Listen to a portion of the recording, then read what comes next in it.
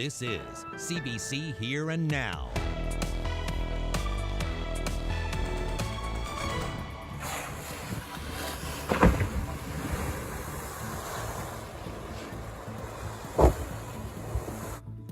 Now, what do you think of that?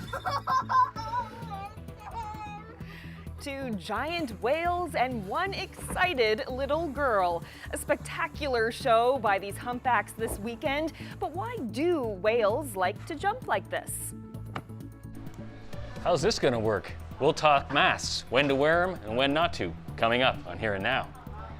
The West Coast got to see a rare weather phenomenon. I'll have the video coming up. Welcome to Here and Now. I'm Carolyn Stokes. Well, it's Mask Monday, the first day of new public health regulations requiring everyone to wear masks in indoor public places. So how will it all work? Here and Now's Mark Quinn has some answers. Here's something that would have been inconceivable just months ago. Restaurant staff and chefs wearing masks at work. But now, it's just one of the things restaurants like Yellow Belly and St. John's must do to keep everyone safe during the pandemic. Today's the first day when it's mandatory to wear a mask in public in Newfoundland and Labrador, and the rules aren't entirely clear to everyone. One of the questions that keeps coming up is, what do you do in a restaurant? Well, when you're walking to your table, or maybe going to the washroom, you have to keep a mask on. But when you get to your table, the rules change. But once your food arrives and you've made sure you're physically distant, you can take your mask off and eat or drink whatever you ordered. But just be sure that you put your mask on if you're moving around the restaurant, say to go to the washroom or to leave. We will be as creative as we can possibly be. The new rules also mean groups that provide services, like the Gathering Place, will have to make some changes. Wherever possible, we will be giving out cloth masks. We have a washer available that, we will help guests wash and dry the masks. So we'll do everything we can to work with the cloth masks. Where that's not possible, we'll move into the disposable because we know people have to wear masks. There are some exceptions. According to the new rules, children under 5 don't have to wear a mask, and some people can get an exemption for health reasons. Public health officials say keep an open mind and don't judge people who aren't wearing a mask and assume they're doing it in protest. Mark Quinn, CBC News, St. John's.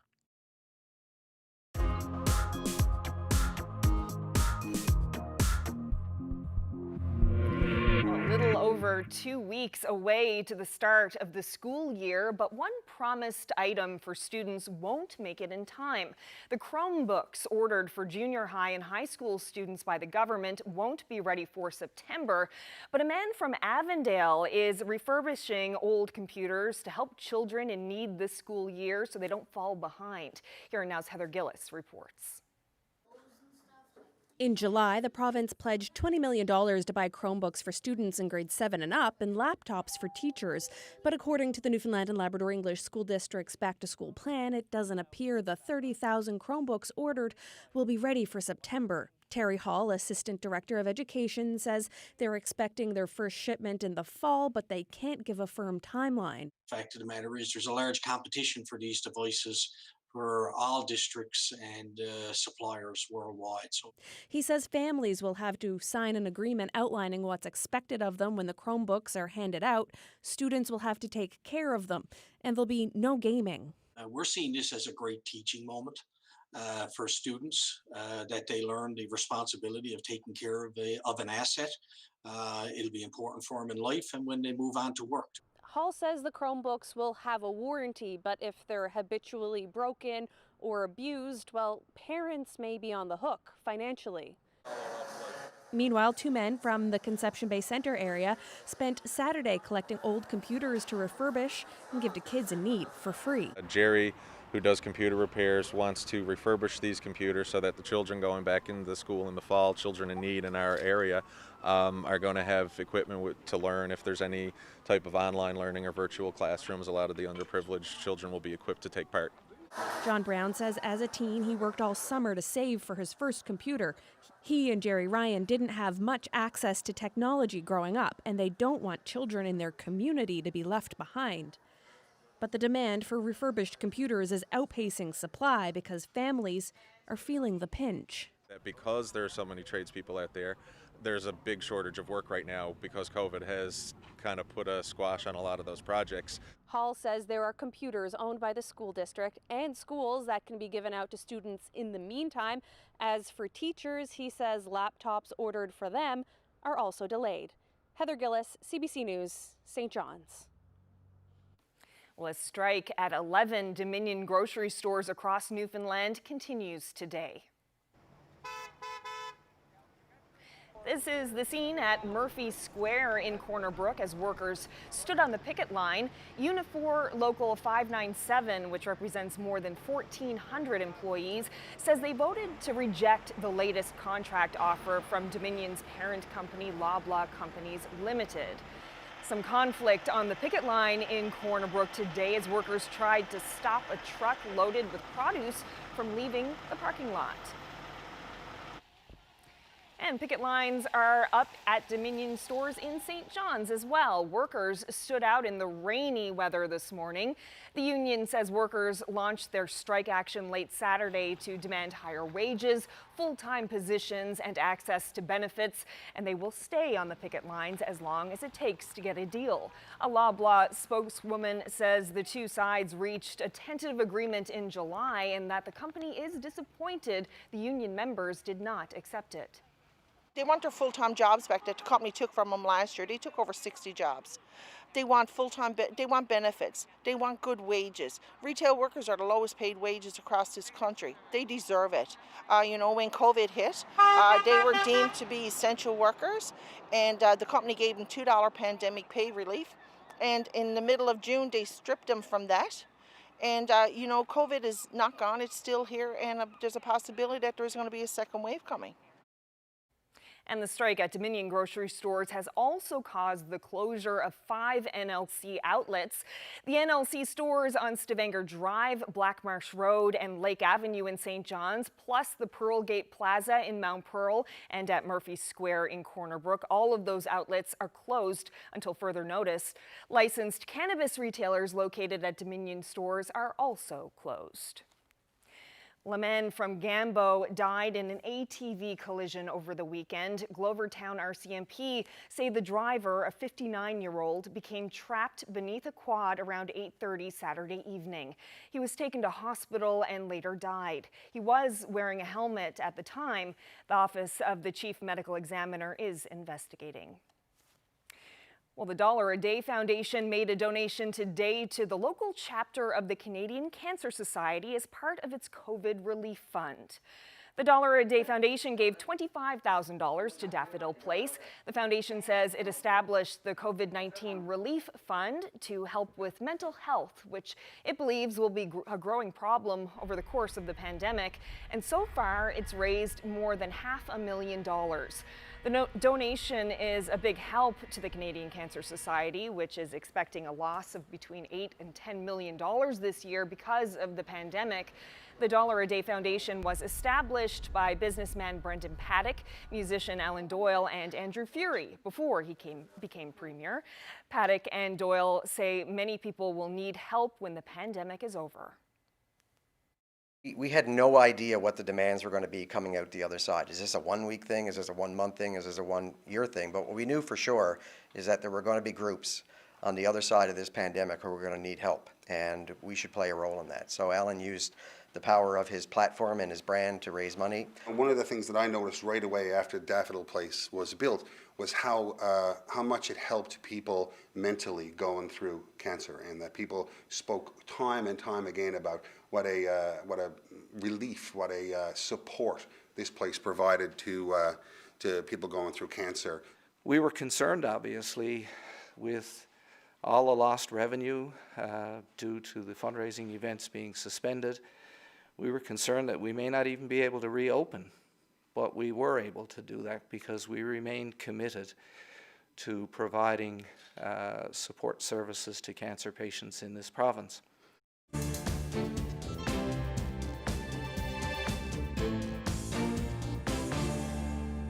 Well, the Conservatives have a new federal leader.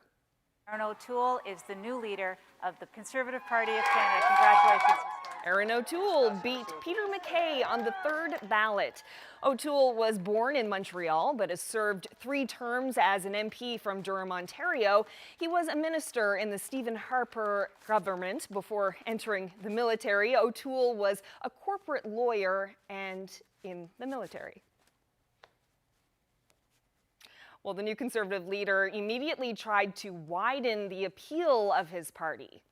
I believe that whether you are black, white, brown, or from any race or creed, whether you are LGBT or straight, whether you are an Indigenous Canadian or have joined the Canadian family 3 weeks ago or 3 generations ago, whether you're doing well or barely getting by, whether you worship on Fridays, Saturdays, Sundays, or not at all, you are an important part of Canada, and you have a home in the Conservative Party of Canada. The leader of the People's Party of Canada made a play today for Conservatives on the right end of the political spectrum. Maxime Bernier says Erin O'Toole called Peter MacKay's platform Liberal Light. Well, today Bernier said the new Conservative leader is more of the same. O'Toole and MacKay are like 2 peas in a pod. They are both establishment, centrist, globalist red Tories. The party's establishment wanted a red Tory. They got one. Well, returning to this province, a Paradise man recently released from federal prison is back in police custody tonight. Ray Stacey was sentenced to 3.5 years for several charges related to attacking his wife with a knife, as well as 2 carjackings. That sentence was reduced due to time served, leaving Stacey with a little over 2 years. He served about 18 months of that and was released on parole before a warrant was issued for his arrest. Stacey turned himself into police yesterday. The RNC won't comment on what the warrant is for, saying it's a matter for the courts and the Correctional Services Canada. Well, Memorial University's president says campus libraries could reopen this fall, even though classes will be online. Students started a petition last week calling for the QE2 library to open with a reduced capacity and public safety measures in place. Well, as of Friday, they had more than 1,700 signatures. Students say they would benefit from a quiet, familiar place to study. President Vianne Timmons says she's looking into the possibility and plans to have an answer for students in the next 10 days. In the meantime, she says library services can still be accessed online. Well, Gander's Minor Baseball Association will be getting a $25,000 boost courtesy of the Toronto Blue Jays. In Newfoundland, congratulations to Gander Minor Baseball. Well, that's just some of Friday night's celebration. The news was announced before the Blue Jays game, and Gander had a small watch party. The money comes from the Jays Care Foundation, who gave out more than $1 million across the country. Now, while Gander didn't get as much money as some other recipients, organizers with the Baseball Association say it's a solid start to some much-needed repairs. Here now's Garrett Berry shows us that. The field that we're on right now is a field I played on as a kid, so it's been around for many years. The last number of years it's been in somewhat of disarray. So we knew that going forward with the minor system, they needed a field to continue to play on as they got older. We've got probably 35, 40 kids registered in Bantam and Midget, and they're playing on a softball field over here, which is really too small. In order to play at the provincial level, they had to be on a full-size baseball field. So for them to continue playing the great game of baseball, they need this diamond. And that's why we're into it. We're into it for the kids to continue the longevity of playing baseball. It's not just about the competition of sport, but it's about all the great qualities and things you gain out of sport just from being in competitive activities. And, you know, so there's nothing but positive things, especially for 16 or 17 and 18-year-olds. Sometimes that's when they sort of give up on the game, and often it's because there's not a facility there available for them to play on. Starting in Newfoundland, congratulations to Gander Minor Baseball. We were all up at the field, and we kind of knew that we would be getting the grant, and we kept a bit of a secret from the kids. So it was good to see their reaction for sure. Like you said, when it comes to baseball, sometimes there's not a whole lot to get excited about around here in an 8-week season, but something like that is huge for sure. We got some disappointing news a couple weeks ago. Baseball NL made a decision to cancel provincial tournaments. So a few kids were disappointed about that for sure. So this announcement was definitely exciting for them. Some of the work has been done. We've been working with the town of Gander for the last couple of years. We've had funding from them, so we've had our own money, and now the $25,000. It'll go a long ways. We're replacing the home plate area, the warning track, the grass infield, the pitcher's mound. We've got tarps ordered for the mound, some grading in left and right field, and some drainage issues that has to be taken care of, as well as dugouts. So it'll go a long ways. We'd like to have more. The ultimate goal is to put lights on the Art Walker, but that's our next quest. Well, for more than 50 years, the Hindu community has been gathering on Middle Cove Beach for a special celebration. Given the pandemic, Ganesha Idol looked quite different this year. Here Now's Prajwala Dikshit was there for this Saturday's festivities. Middle Cove Beach hosts its share of spectacles, roll-in capelin and polar bear dips. But this one is different. Here, the Hindu community came together to bid adieu to their beloved god, Lord Ganesha. But before the beach, there's much to do. Sharada Venkatraman was tasked to mold this year's Ganesha Idol, carrying it from her home to the temple and then placing it on the altar for prayers. The Ganesha Idol basically made out of eco-friendly clay.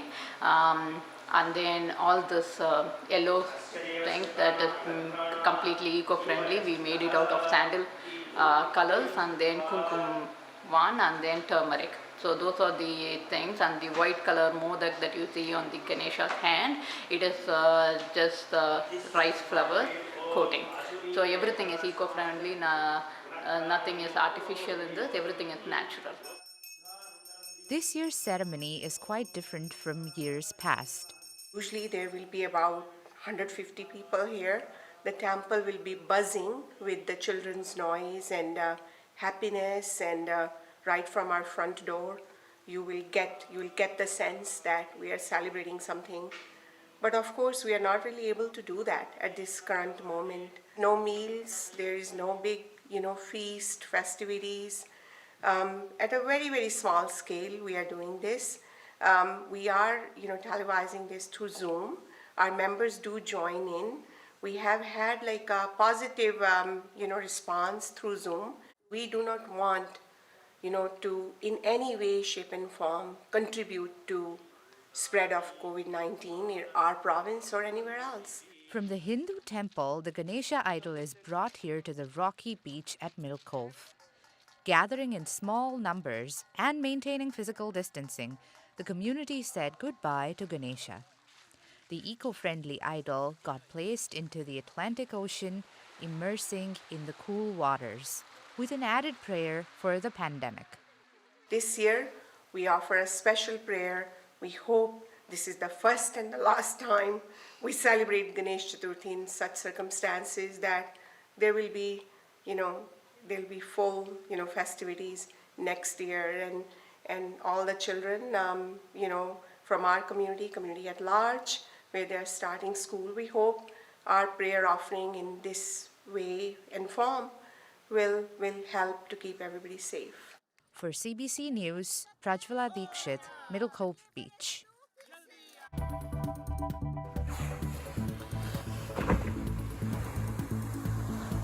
A front row seat for this young girl to the Humpback Ballet. After a rainy start to the day, certainly a beautiful evening here in St. John's. We do have a large area of low pressure moving in. That's going to affect our weather over the next few days. We've already got some rainfall warnings in place for areas in the southwest of the island. I'll have all those details in your full forecast coming up.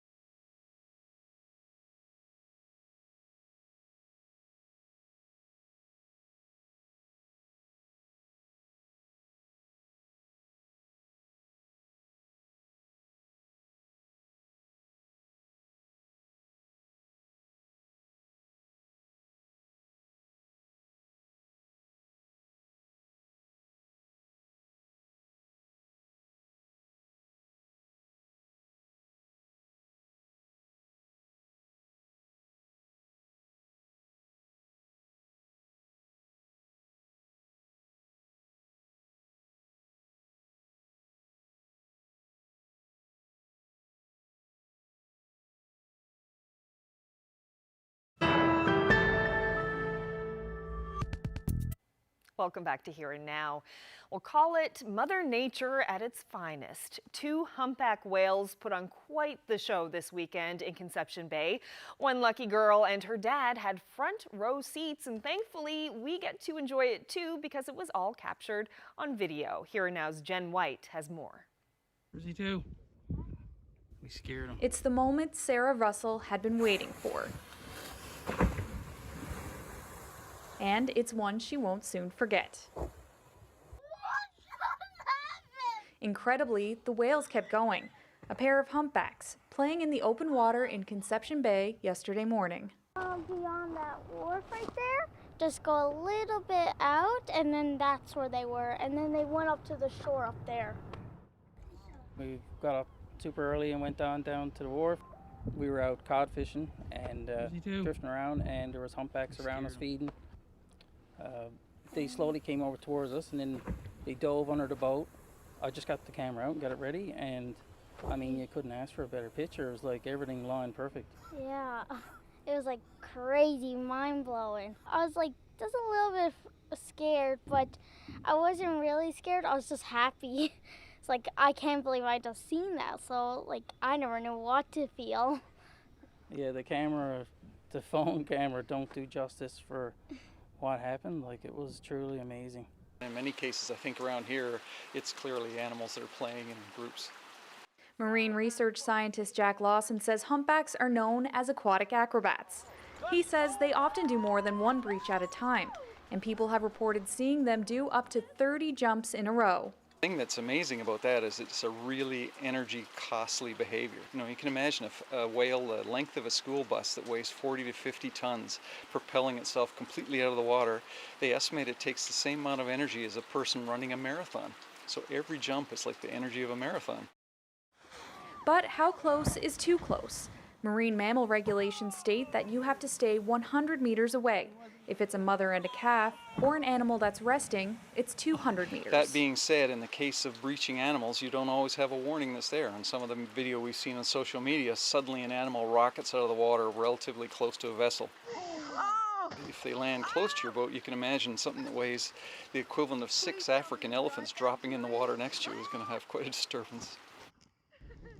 If you spot a whale, Lawson has some suggestions. Best thing is to do is have your motor running, or in some cases, some people in the past, like John Lean, have suggested banging the side of your boat with a boat hook or a paddle to sort of make noise so the animals know you're there. Meanwhile, Sean and Sarah Russell say they'll be out on the water again soon. I think we're hooked on whales now. Yeah. Pardon the pun. Oh, now we're trying to find minkies. They have some advice for anyone else looking for a whale show. They would see a lot of whales, a lot, if they were in the right spot. So I would say good luck. I'd say have your camera ready because you don't know what you're going to see. Jen White, CBC News, Foxtrap. This weather update is brought to you by Newfoundland and Labrador Tourism. This year, it's Stay Home Year, the year to rediscover home.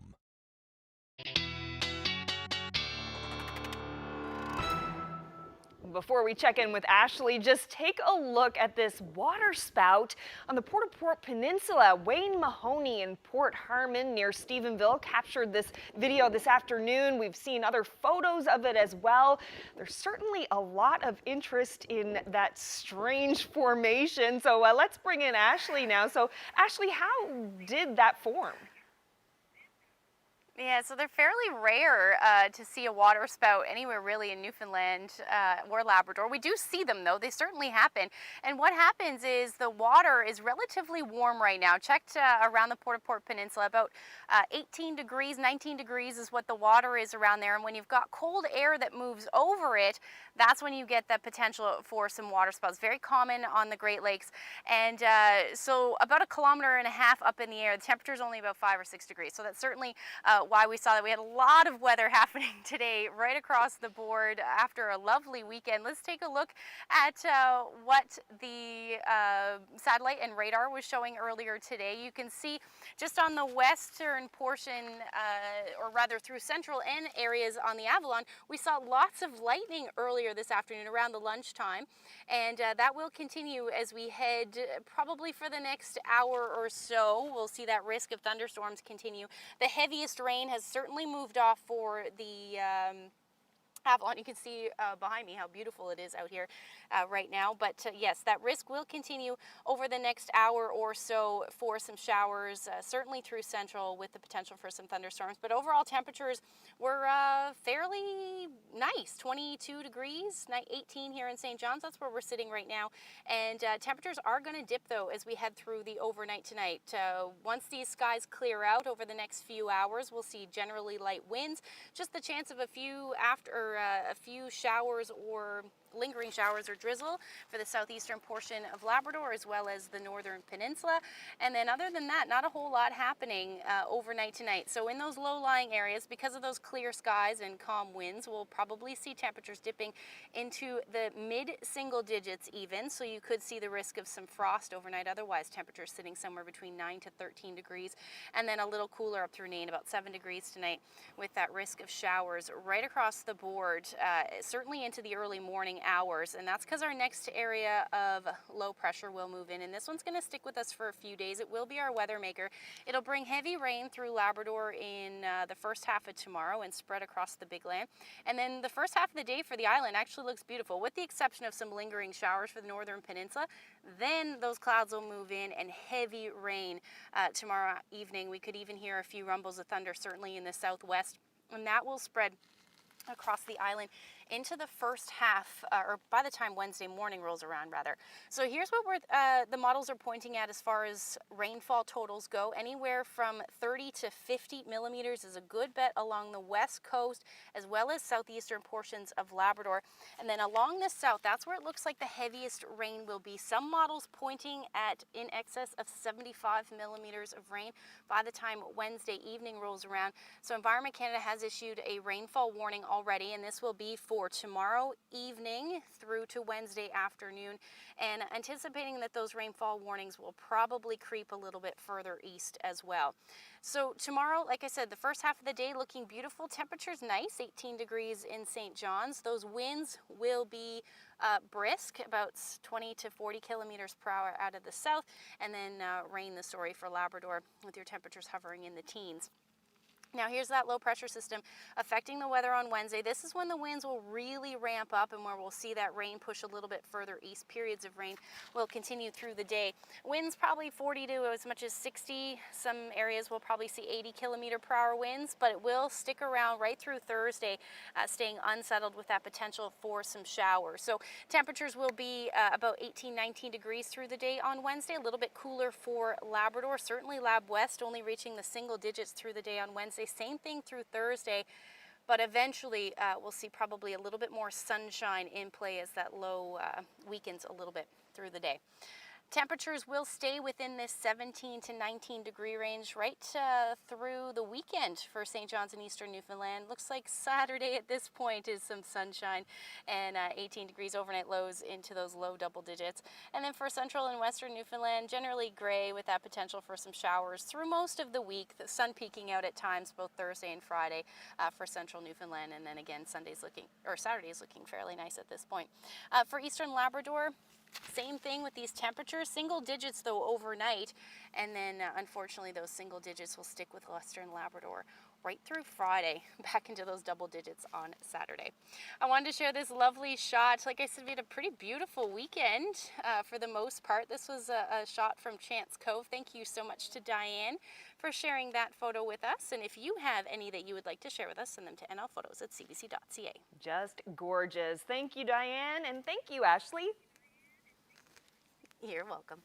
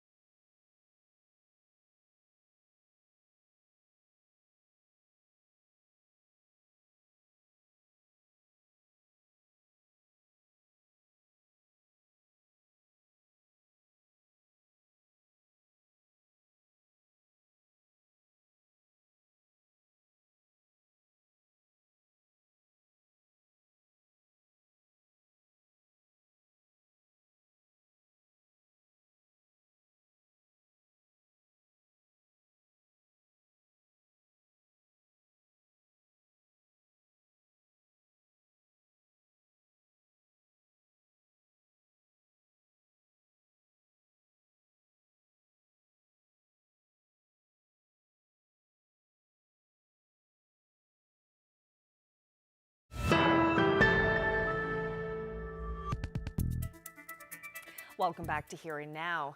Well, as you heard earlier, 1,400 grocery store workers at Dominion locations in this province are on the picket line today.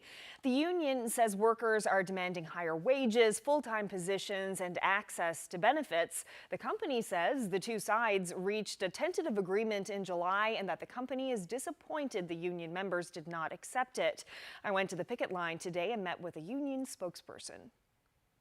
Strike started on Saturday evening, so this is the second full day of the strike. How's it going so far? We're holding strong. The members are real troopers. They're holding their lines. What's the mood like here today? The mood is good. We're just dealing with some issues in this store and some other stores across the island, but we're working through those, and the members are they're staying strong for themselves, basically. What kind of issues are cropping up? All kinds of issues. I don't think we got long enough to go through them all, we're dealing with, the pharmacy issues and the liquor board issues. The liquor store, of course, is inside. We're dealing with some perishable food products inside that we're trying to get to the food banks. We're working with the company on that, so we're working through all those. Can you tell me a bit more about that? What's happening with the food? So, of course, the perishable food in the store has to come out, so we're encouraging the company to let us, the Unifor Local 597 and its members, to assist in distributing that food to the local food banks. We're here to help. We want to make sure the food is in the proper hands. And what about people who need to get prescriptions? Prescriptions, if anybody needs a prescription, we are encouraging people to call ahead and ask the pharmacist if they can bring it out to the picket line and they can get it. And if not, we will let the people go in and get their prescriptions. We are not stopping anybody from that. What do the workers want? They want their full-time jobs back that the company took from them last year. They took over 60 jobs. They want full-time, they want benefits. They want good wages. Retail workers are the lowest paid wages across this country. They deserve it. When COVID hit, they were deemed to be essential workers, and the company gave them $2 pandemic pay relief. And in the middle of June, they stripped them from that. And, COVID is not gone. It's still here, and there's a possibility that there's going to be a second wave coming. How difficult was it for the workers to receive that $2 bump in pay and then lose it again? It's very difficult because over 80% of our workers are part-time, basically making just above minimum wage, and they depended on that. If it was $80, $100, whatever it was, they depended on that. That helped them to get extra food in, to help pay an additional bill that they probably couldn't afford to pay on what they were making. Since they took that $2 pay, they also reduced their hours, so now they're not even getting 40 hours a week, whereas they were working 40 hours plus all kinds of overtime. All that has been taken from these workers. Now, there was a tentative agreement that was reached between the union and Loblaws. Can you talk about what happened there? Yeah, the company came back, it was in the late in the evening, and they gave us a tentative agreement, and our mandate was made strong and loud and clear to us when we went across the province, it's been a long day, to get their proposals, and the employers told us exactly what they wanted, what their mandate was. So when we looked at the tentative deal, of course there wasn't everything that was on their mandate was there, but there was some things there. So we as a union thought it was very important that we bring it back to the membership to read it, to vote on it. And of course we recommend that we would bring it back for them to vote. So what was the big issue that kind of it was the straw that broke the camel's back that caused this picket line? Well, of course, it wasn't their mandate. It wasn't enough of their mandate. So with that, they voted overwhelmingly in favor of strike action, and this is why we are here today. So what happens next? Next, we are going to stay here as long as we have to. The union, the national union, Jerry Dias, right down to myself and the membership, we are ready. We want a collective agreement. We're waiting for a call to get back to the bargaining table. How long are you prepared to be out on the picket line? As long as it takes. We have no issue in waiting. All right, and what has the support been like? The support has been great. The public has been dropping off food, donations, gift cards for Tim Hortons. They have been awesome to my members, and keep it up. Remember, our members kept supporting you guys during COVID. They put their health and the health of their families at risk. and they would do it again in a heartbeat. So please support our members. Please respect our picket lines. Okay, Carolyn Rice, thank you so much. Thank you so much for having me. Have a great day.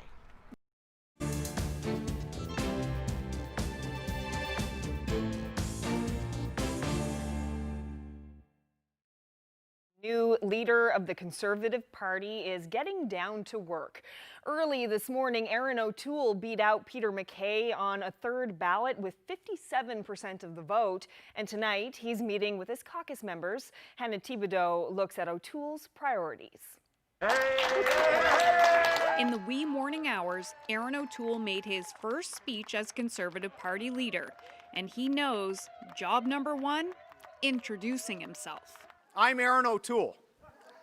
You're going to be seeing and hearing a lot from me in the coming weeks and months.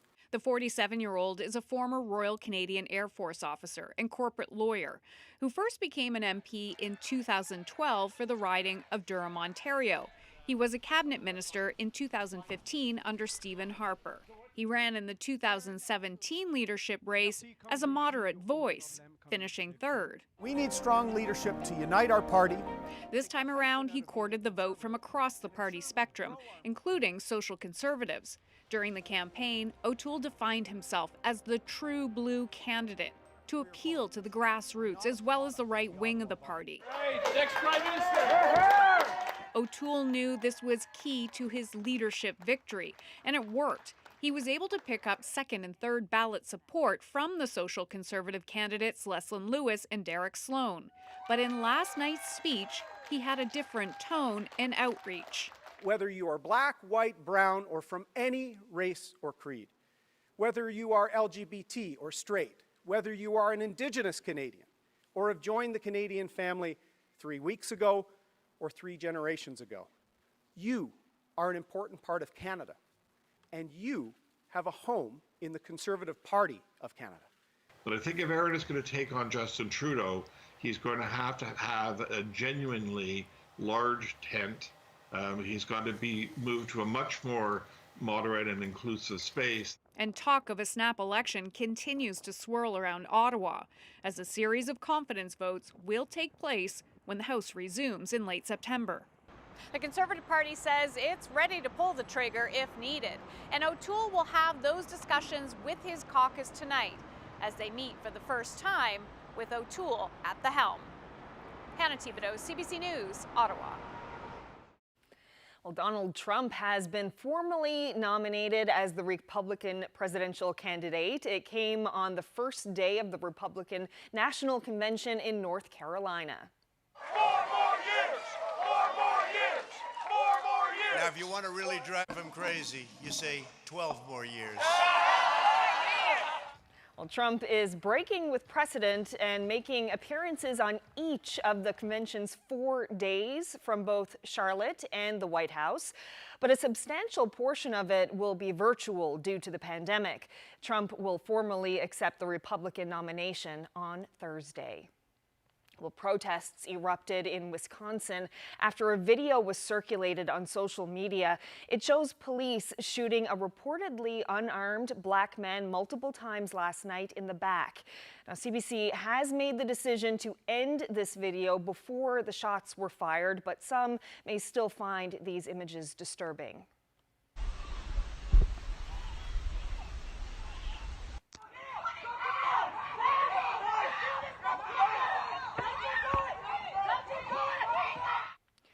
"29-year-old Jacob Blake is in hospital in serious condition. The family's lawyer says his 3 young sons were in the vehicle and witnessed the shooting. Dozens of people marched in the streets to vent their anger, starting fires and damaging several police and emergency vehicles. Wisconsin's Department of Justice is investigating the shooting, and the officers involved have been put on administrative leave. In international news, doctors in Germany say the tests they've conducted on Alexei Navalny indicate he was poisoned. But they don't believe the life of the Russian dissident is in immediate danger. Navalny is a vocal critic of President Vladimir Putin. He was airlifted to Germany over the weekend after becoming ill while on a flight to Moscow last week. Navalny remains in critical but stable condition. His supporters believe the Russian government is behind the poisoning and his delayed hospitalization.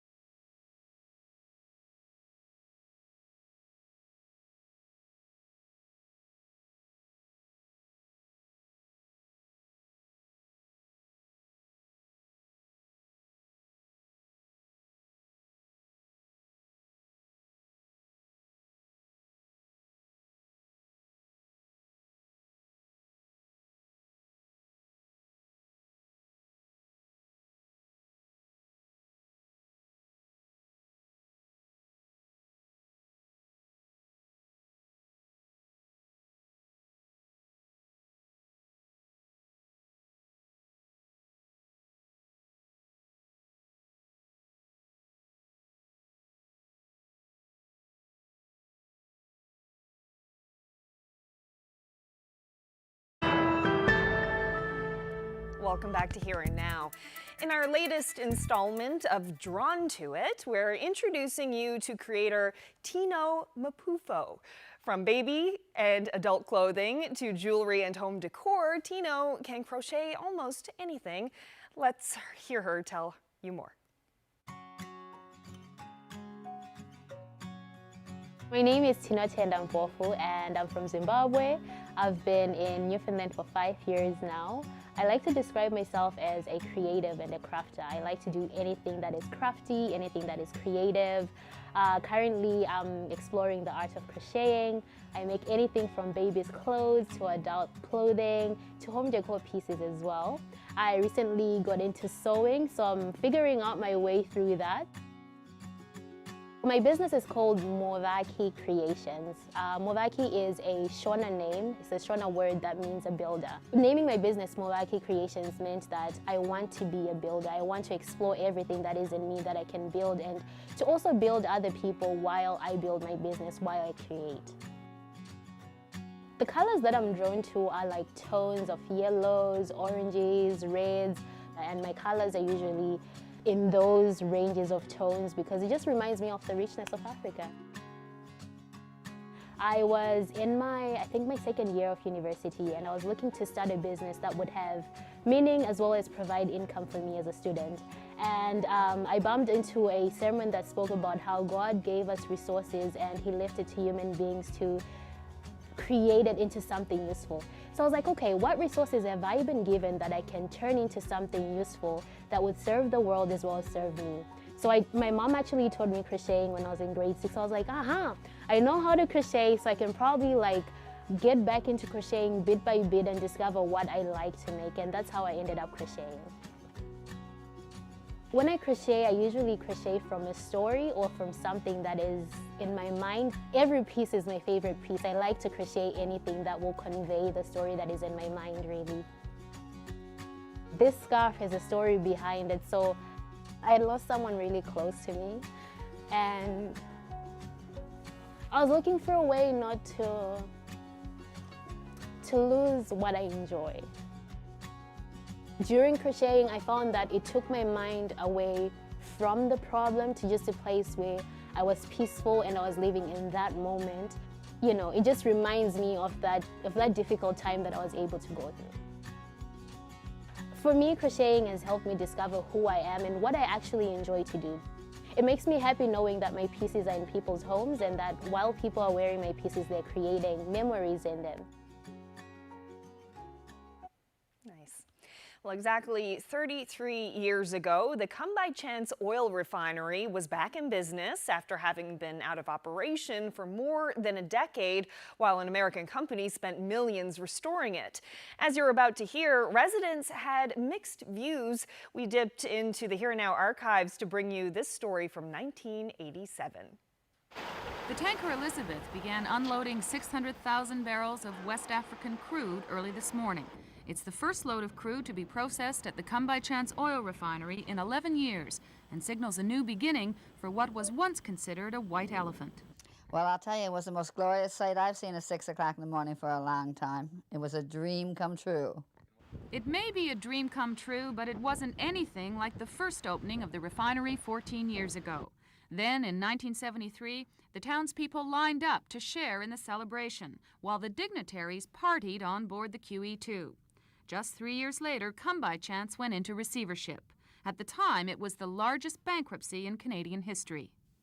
There was some hope that Come By Chance would operate again in 1981 when it was bought by Petro-Canada. But soon after, Petro-Canada said it was too expensive, and the refinery was headed for the scrap heap. We can turn around our unfortunate history. History was turned around last October when the refinery was bought by a Bermuda-based firm called Newfoundland Energy. The price, $1. Now, the argument now is whether this should be a Canadian dollar or a U.S. dollar. But the company behind the deal was Cumberland Farms, the largest independent retailer of gasoline in the United States. It put up $20 million to modernize the refinery and will use the plant to process its crude and then deliver the gasoline to its stations in the United States. We take the chance. We're the ones who may well be pouring money down a rat hole. With the new owners came new problems. First, the federal government said Come By Chance couldn't sell crude to any Canadian province except Newfoundland, an unprecedented move designed to protect other refineries in Canada. And no doubt supported by some federal politicians from other places who were afraid to see a facility in Newfoundland which just might compete price-wise with their facilities, as if we're not part of Canada. Then only non-unionized workers were hired at the plant, while hundreds of unionized tradesmen protested in vain. We're not about to take nonsense or be threatened or be intimidated by this. And then fishermen began to worry. An oil spill from one of the tankers could ruin fishing grounds for years to come. And in the U.S., Cumberland Farms has been called the big business environmentalists love to hate. It's been charged several times with violating environmental laws. There are now 100 people working at Come By Chance. 100 more will be hired soon. But events since the new owners took over have left a bad taste around here, which may explain why today's reopening was a quiet affair. Catherine Wright, CBC News, St. John's.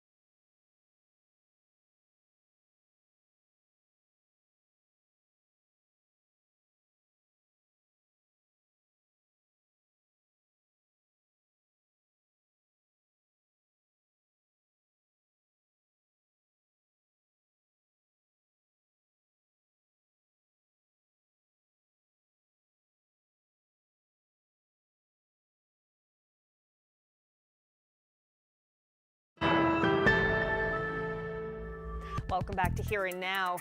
Well, we all know Santa works all year to prepare for the Christmas season, but during a pandemic, even he has to follow certain safety rules. Very important that we're wearing Christmas masks. Now, they're very trendy this year, you see, in 2020. So we've kind of caught up with the trend and thought we're a bit edgy and deep. You know what mean? This lesson is from a British Santa school called the Ministry of Fun, how to maintain the magic from behind a mask or visor.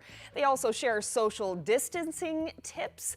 No more sitting on Santa's lap, for instance, but still lots of time to adapt, though. Christmas Eve is still 4 months away. Wow. It's hard to imagine Christmas Eve right now. That's it for this edition of Here and Now tonight. Thank you so much for joining us. Anthony Germain will be back here on the show tomorrow night, so I hope you can join us then. Good night.